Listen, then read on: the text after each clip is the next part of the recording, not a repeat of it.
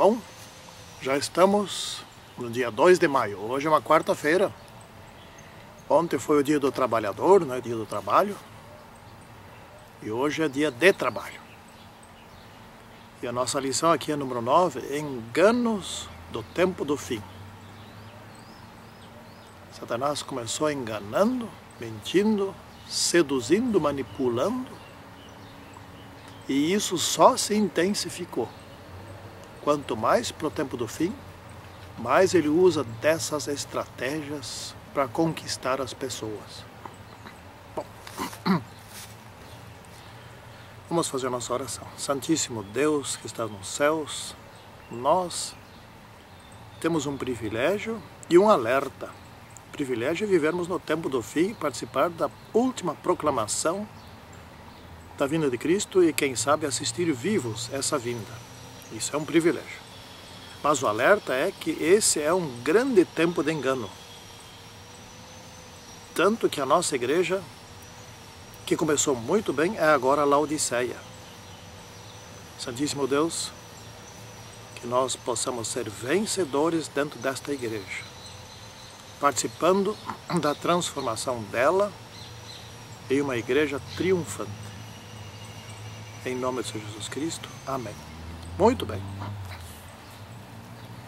Aqui o verso de Apocalipse 12, versículo 9, diz assim: foi expulso o grande dragão, a antiga serpente que se chama Diabo e Satanás, o sedutor de todo mundo. Sim, foi atirado para a terra e com ele os seus anjos. Tem uma palavra aqui que é importantíssima. Sim, ele foi expulso, ele perdeu a guerra, etc. Mas a palavra mais importante aqui é a seguinte: o sedutor. Ou seja, aquele que seduz, aquele que engana e as pessoas gostam. Ele tem o poder de passar a conversa. É como se fosse verdade. Vamos nos fazer de conta que estamos lá no céu e tentar entender como é que Satanás conseguiu enganar 1/3 dos anjos. Gente, os anjos não são qualquer coisa. São seres hiperinteligentes. Como é que ele conseguiu enganar eles? Não é? Pois bem, é bem simples entender isso. Lúcifer era o mais alto, mais importante dos anjos, das criaturas. Ele assistia junto ao trono de Deus. Ele estava sempre junto a Deus, ao Criador, a Trindade. Ele era o responsável pelo coral, pela liturgia nos cultos divinos no céu, pelo cântico, pelo louvor, né? E ele era o mais influente sobre os anjos. Pois bem, se de alguém assim surge uma propaganda como do tipo: vamos melhorar o céu, vamos aperfeiçoar, vamos corrigir algumas coisas aqui, não é difícil de acreditar, porque afinal de contas ele certamente fazia parecer que isto era algo aprovado por Deus, né? Então os anjos, realmente isso é uma coisa boa, vamos apoiar isso.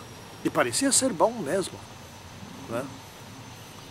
Pois bem, a tal ponto que um certo dia Deus reuniu todos os anjos, todas as criaturas lá ao redor do seu trono, que eram bilhões, sei lá quantos, né? E esclareceu tudo.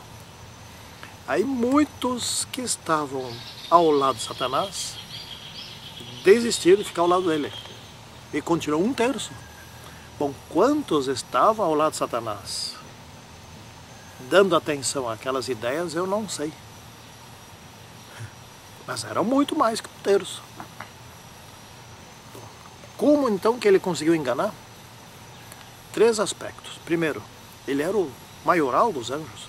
Segundo, ele estava junto ao trono de Deus. Terceiro, ele seduzia, ele enganava. Ele se tornou um mentiroso de alta competência, né? É mais ou menos como os políticos hoje. Eles, quando estão em campanha, eles sempre estão prometendo o melhor, né? E as pessoas sempre acreditam, outra vez.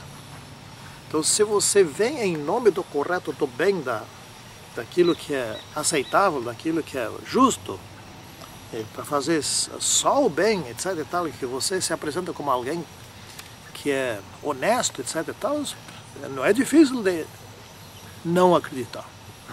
Aliás, não é difícil de acreditar, acreditam, né? Bom, mas de todos os enganos, qual é o principal de Satanás hoje? Que foi naquela época também. Naquela época, ele não se apresentou como inimigo de Deus. Não, não, não.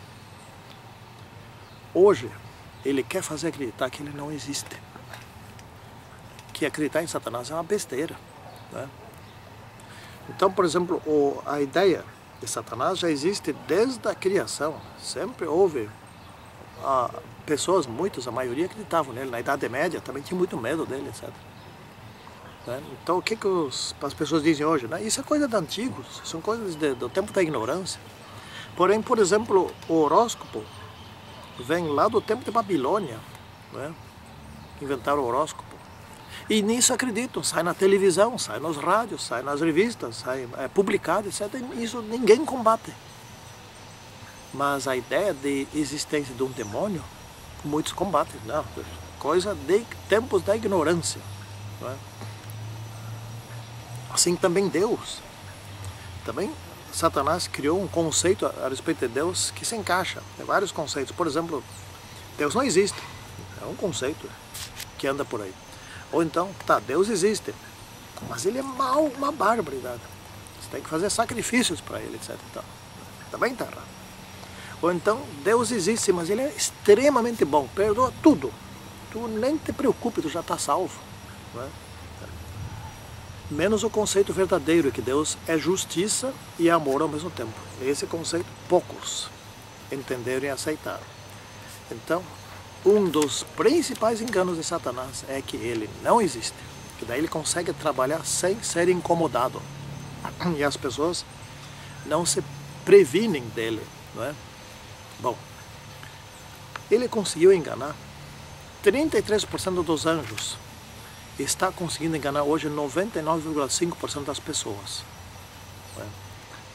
É mais ou menos 0,5% da população mundial que aceita as doutrinas que são corretas. O sábado, por exemplo, a mortalidade do ser humano, que morre mesmo, etc. É uma pequena minoria, não é uma minoria, é uma pequena minoria. Não é? Mas quais foram os dois grandes erros que Satanás impossibilitou? Muitos e muitos, são centenas de erros, mas os dois principais são a imortalidade da alma e a santidade do domingo. Não é? E ele, para isso, criou um gigantesco poder enganador, um poder de sedução. Então, 95% das pessoas acreditam na imortalidade da alma e na santidade do domingo. Isso é um gigantesco poder de sedução, de manipulação das mentes. Ele é narcisista, ele é o centro de tudo. Ele se vê como centro, ele se vê como alguém que merece ser adorado. Ele já comprou essa ideia, ele já tem essa ideia e passa essa ideia. Mas as pessoas adoram ele e nem sabem que ele existe, ou nem acreditam que ele existe. Portanto, é que adorem, segundo ele. Né? Para ele conseguir as coisas dele, ele precisa enganar. Para Deus, Deus não engana. Deus só fala a verdade. Então Deus tem poucos recursos. É a verdade. A verdade é uma. As mentiras, quantas existem? Não sei quantas quiserem inventar, e podem inventar mais outras. Por exemplo, vamos que aconteceu uma fatalidade, uma coisa aí, um acidente, qualquer coisa aí. Quantas versões verdadeiras existem? Existe uma. E quantas versões falsas existem? Tantas quantas inventarem, e ainda podem inventar mais outras. Né? Bom, então vamos lá para o primeiro grande erro, que é a imortalidade da alma. Ora, quando uma pessoa morre, tudo que sobra dela é pó, mais nada, não tem pensamentos. A Bíblia afirma bem isso. Os mortos estão dormindo, isto quer dizer, dormindo tão profundamente que não são mais nada, a não ser aquele material seco, ossos, que com o tempo também se deterioram, a água que secou, evaporou, e as carnes que bem logo viram pó. Né? Só isso é o que sobra. Tá. Mas e as EQMs, ou seja, as experiências de quase morte, que agora estão tanto relatando por aí, que muitas pessoas chegaram muito próximas à morte, ou então que morreram e foram ressuscitados logo depois, enquanto ainda dava tempo, né? Então essas pessoas, elas têm algumas características. Parece que se desprende algo delas, elas conseguem se ver de cima. Conseguem ver os médicos trabalhando ali, ou as pessoas socorrendo e tal, ou operando, sei lá o quê. E elas veem também um túnel para cima, com uma luz lá no fundo, e elas conseguem conversar com um ser ou alguns seres de grande, impressionante aparência, ser de luz, e conseguem conversar também com os seus antepassados que já morreram, etc. Olha só, a ciência, a Bíblia diz que isso não existe. E a ciência está pesquisando isso, e a ciência também diz, não existe. Nem nada se desprendeu ali. Eu vou só relatar, assim, andei pesquisando, podem ler no comentário. Mas a ciência, que pesquisou pouco ainda sobre isso, tem muito ainda que pesquisar, está do nosso lado, está do lado da Bíblia nesse aspecto aí. Grande parte da ciência, ao menos, né? E a ciência está dizendo só, olha, por causa da falta de oxigenação, por vários fatores que eles estão descobrindo, a mente humana começa a delirar, começa a ter sonhos, né? E isso tudo é produto da mente naquelas condições. E a ciência fez uns experimentos com pessoas normais, que não estavam morrendo, nem estava faltando oxigênio, nem nada, e induzir essas pessoas a sonhar com aquilo. E daí depois foram dormir e elas sonharam com exatamente do mesmo modo. Então a ciência está pesquisando muito, felizmente a ciência tem interesse sobre isso, e está comprovando que isto não foi uma alma que se desprendeu, isto é fruto da imaginação de uma mente em condições especiais. E pessoas que não estão nessas condições especiais podem também ter este sonho, né? Bom, outro grande poder, outro grande engano é a mudança do sábado para o domingo, né? Eu não pulei nada aqui? Não. A imortalidade, bom, então o sábado, o domingo como dia santo. Eu já expliquei muitas vezes, que eu explico mais uma vez. A semana da criação, Deus podia ter criado, em menos tempo, podia ter criado tudo uma vez só, né? Como que Deus cria? Bom, a explicação é simples. Deus é infinito em poder. Então, quando alguém é infinito em poder, ele pode fazer tudo, certo? Não tem limite. Por exemplo, Deus precisava criar em 6 dias? Não. Muito trabalho tem que criar em 6 dias. Não. Como que ele cria? Em sua mente infinitamente poderosa, ele planeja. Deus, isso não é criado assim por acaso. Assim, haja as plantas e surge as plantas do jeito que... Não, ele planejou o DNA de cada planta, a aparência. Tudo. Em quanto tempo ele leva para fazer isso? Não sei, menos de 1 segundo, né? Ou sem tempo algum. Bom, então ele pode simplesmente dizer assim, haja os animais, mas ele pensou os centenas de tipos ou milhares de tipos de animais que há para existir e planejou todos eles, as suas características, o seu DNA, como que iam viver, etc, tal aparência, tudo planejado, e isto surgiu em função da capacidade mental dele, daquele jeito, né? Como ele planejou. Então é tudo planejado. Deus não é um acaso, não, é tudo planejado. E quanto tempo leva para planejar? Pergunto de novo. Bom, talvez seja instantâneo, provavelmente instantâneo, porque ele é infinito, certo? Ele não é muito poderoso, ele é infinito em poder. Pois bem, então Deus resolveu criar em 6 dias para estabelecer a semana da criação. E no 7º dia ele não criou, ele estabeleceu o 7º dia como dia de descanso, para comemorar a semana da criação. E o domingo é o quê? O domingo é o primeiro dia da semana. Aliás, Deus deu o nome a um dia da semana. E os homens deram o nome aos outros dias. E um deles é domingo, ou seja, dia do Senhor, sol, não é? Então, o sábado é o dia do Senhor Deus Criador. E o domingo é o dia do Senhor Satanás, que não cria nada, porque antes do domingo não houve criação. Antes do sábado foi tudo criado. Bom, O que o sábado tem a ver com a criação? Absolutamente nada. O sábado tem a ver, desculpem, com a evolução. O sábado não tem absolutamente nada a ver com a evolução. Ele tem tudo a ver com a criação. Não é? Então, eu fico aqui dizendo o seguinte: senhores cientistas que acreditam na evolução, repliquem, ou seja, reproduzam a criação da vida. Porque se vocês sabem perfeitamente como é que foram as condições naquela época que fez surgir por acaso a vida, então, hoje com tanta inteligência, e não por acaso, mas com tanta inteligência, com tantos laboratórios, criem as condições, né, sob controle dentro de um laboratório para que surja a vida outra vez. Por que não fazem isso? Aliás, por que jogam essas coisas para mais de 4 bilhões de anos atrás, né, que teria surgido a vida? E mais de 13 bilhões de anos atrás que teria ocorrido o Big Bang? Por que tanto tempo? Bom,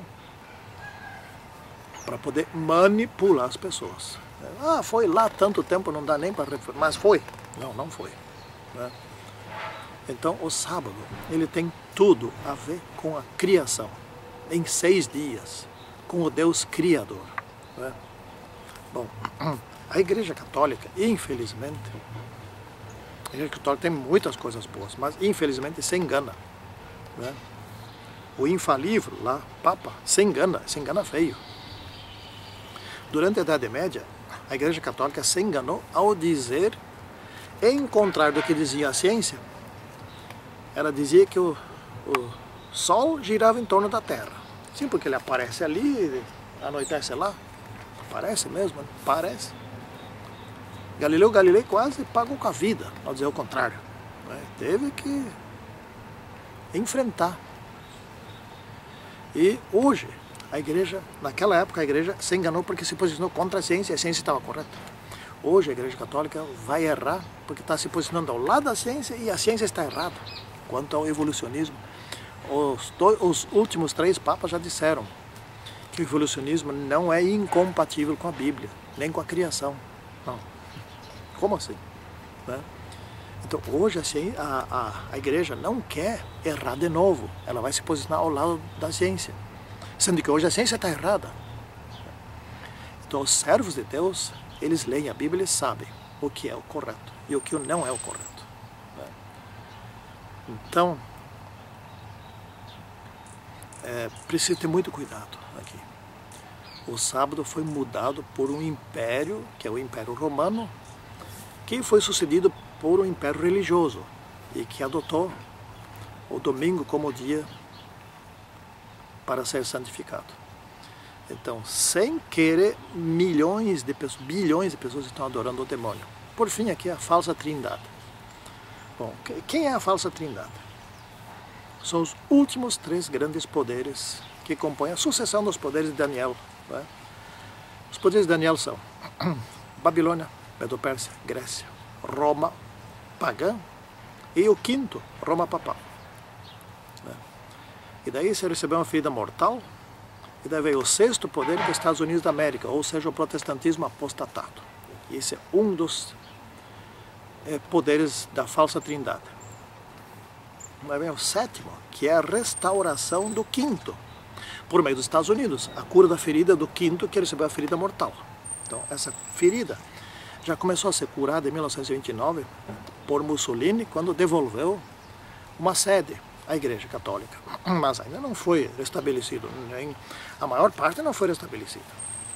O poder da Igreja será restabelecido quando ela puder dominar as nações do mundo inteiro, impondo o domingo como dia a ser santificado, ou seja, obrigando. Daí que vai existir decreto dominical, sinal da besta, porque hoje não existe ainda sinal da besta. Obrigando as pessoas a trabalharem no sábado e a não trabalharem no domingo. Esses vão ser tempos difíceis mesmo. Mas atentem para o seguinte que eu escrevi no comentário. Quando isto acontecer, Deus vai cuidar sozinho do seu povo. E o seu povo não vai mais ter que trabalhar para obter o sustento do pão, não. Deus mandará o pão e a água. Agora eu quero ver do que vão viver os que estão do lado de Satanás, os que estão em Babilônia. Porque daí, se o povo de Deus não puder mais ter o seu sustento pelo trabalho honesto no mundo que tem hoje o direito de fazer, então Deus também não tem que mais sustentar só os seguidores de Satanás. Não, daí o mundo vai quebrar, isso está escrito no Espírito de Profecia, né? Vai haver um grande colapso no mundo, uma falência no mundo. Bom, o povo de Deus pelo menos terá aquele pão de Elias, o pão, para viver com uma saúde invejável e incrível, além ainda do poder do Espírito Santo. Imagina o poder desse povo, e a água pura. Trate de se acostumar com alimento saudável desde agora, né? Porque senão vai chegar lá, só pão, que nem os israelitas quando saíram do Egito, né? Cadê a carne? Né? Cadê hoje vamos pedir, cadê minha Coca-Cola? Quem sabe até a cerveja? Bom, então, esse é o primeiro membro da falsa trindade. O segundo membro é a primeira besta, que é a Igreja Católica, que restaurada, junto com os Estados Unidos, exercerão poder. E o terceiro membro da trindade é o próprio demônio ou seu espiritismo, né? Bom, isso está em Apocalipse 16, 12 e 13. Né? E essa falsa trindade já se organizou, já está pronta hoje. Né? O espiritismo tomou conta da ONU, né? E a ONU é uma entidade espírita. Então, os três membros da falsa trindade são Estados Unidos, o seu protestantismo apostatado. Apostatado de quê? Daquilo que disseram os seus fundadores, Lutero, etc. e tal, né? Que eles abandonaram essas verdades que eles descobriram e voltaram para a Igreja Católica. Já estão voltando, né? Então eles apostataram dos seus originadores, né?